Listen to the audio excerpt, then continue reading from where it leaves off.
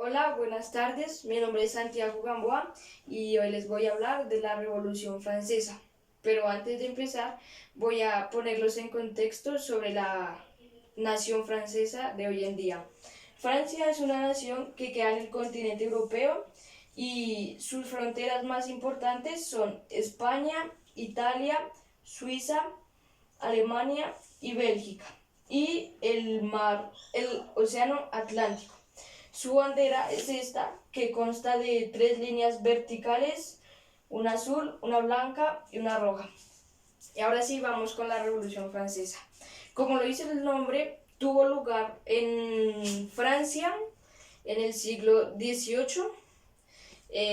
Cuando sucedió esto, reinaba Luis XVI y María Antonieta, su esposa. En 1788 el rey convoca a los estados generales, que pues son tres estados en los que se dividía la nación. El primer estado era la iglesia, que no pagaban impuestos, recibían un diezmo de los campesinos, mmm, y de ellos constaba la educación. En el segundo estado está el clero, que tampoco pagaba los impuestos, y todos aquellos campesinos que querían vender tierras se las vendían solamente a ellos. Y por último están los burgueses y los campesinos, que sí pagaban los impuestos y eran los de más bajos recursos. Cuando el rey convocó los estados generales,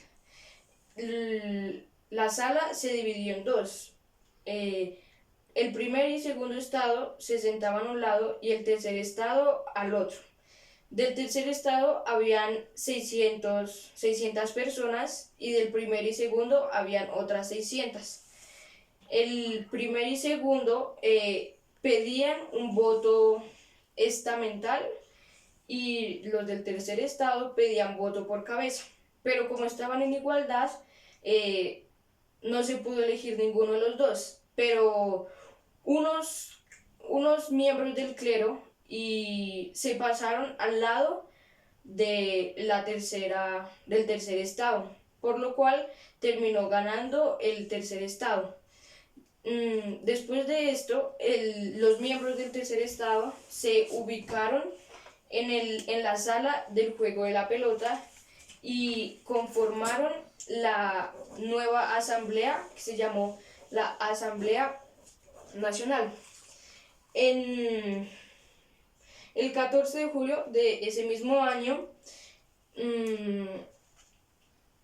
ellos asaltaron a la fortaleza de Bastilla y la derrumbaron y se hicieron con ella. Entonces, el rey, después de todo esto, los invitó a conformar una sola constitución, que se denominó la Asamblea Constituyente. Entre las cosas que desarrolló esta asamblea fue aceptar los derechos del ser humano y del ciudadano y redactar otra constitución. Luego, en 1789, las mujeres fueron a marchar, si se puede decir así, al Palacio de Versalles. Algunas de las muchas mujeres que fueron entraron y decapitaron a miembros de la guardia, y le exigieron al rey que se trasladara a París. Y pues el rey le tocó hacer eso. En 1791 el rey y la reina intentan escapar para llegar a otro país y poder recuperar su poder, pero los encuentran, los atrapan y los meten a prisión. El 10 de agosto los jacobinos y los girondinos proclaman la república y hacen condenan de muerte al rey, que muere decapitado. 3 meses después, la reina también va a morir de esa forma. En 1794, Napoleón se enfrenta en una guerra contra las personas que querían la revolución, que se denominó la Guerra de Vendée, y la terminaron ganando el ejército de Napoleón. En 1791 se hizo la nueva constitución, que era parecida a la de 1791. En 1799, Napoleón genera un golpe de estado que se denominó 18 de Brumario, y Napoleón se convirtió en el primer cónsul de la República. Luego, en 1804, por medio de otro golpe de estado, Napoleón se convierte en emperador.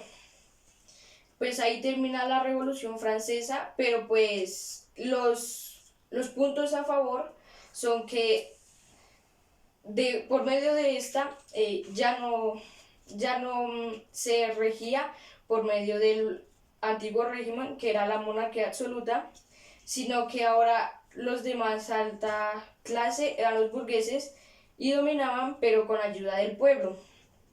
Y los puntos negativos fue que murió mucha gente decapitada en el tiempo del régimen del terror.